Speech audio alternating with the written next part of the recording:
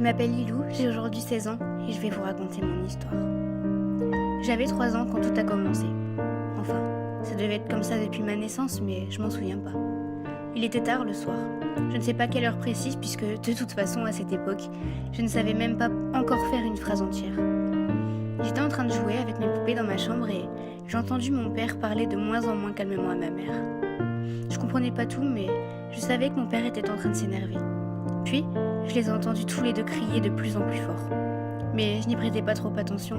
J'étais bien trop occupée à jouer avec mes poupées. Jusqu'au moment où j'ai entendu une assiette se briser contre le sol.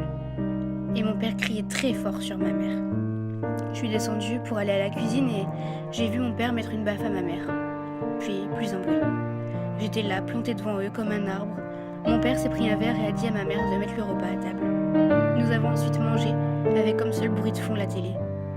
Ma mère m'a monté au lit et m'a dit de ne pas m'inquiéter. Les jours sont passés, entre-temps, j'ai eu une petite sœur, Léna. J'étais très protectrice, telle une grande sœur.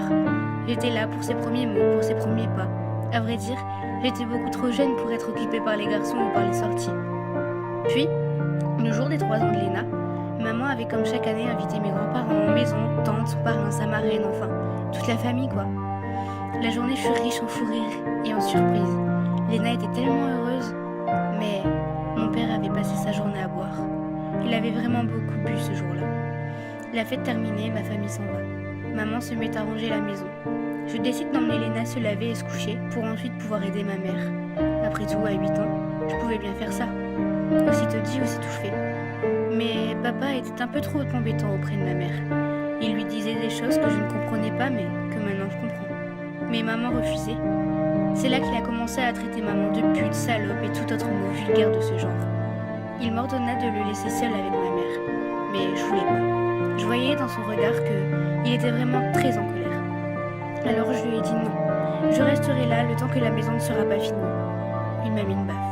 Puis je l'ai regardé et je lui ai dit qu'il ne me faisait pas peur. C'est là qu'il m'a tabassé.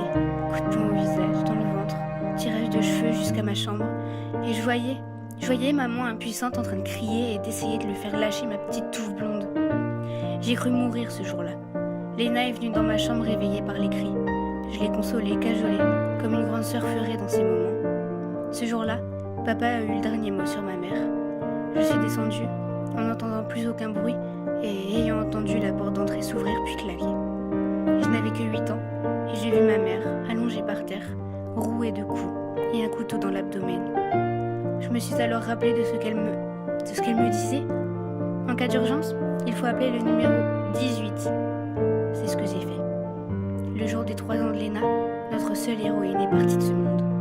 Mon père s'est retrouvé en prison et nous chez nos grands-parents. Maintenant, voilà 8 ans que la reine de mon cœur est partie et que mon père est emprisonné.